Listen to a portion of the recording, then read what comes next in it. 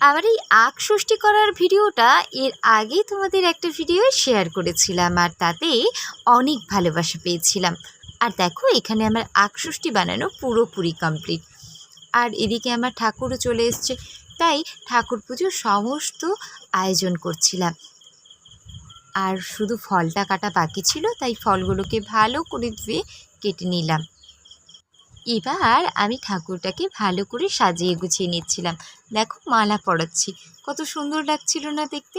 জানো তো, আমাদের এই ঠাকুর পুজোটা খুব বড় করে আড়ম্বরপূর্ণভাবে হয় না, একেবারে ছোটোখাটো ঘরোয়া করেই করা হয় প্রতি বছর।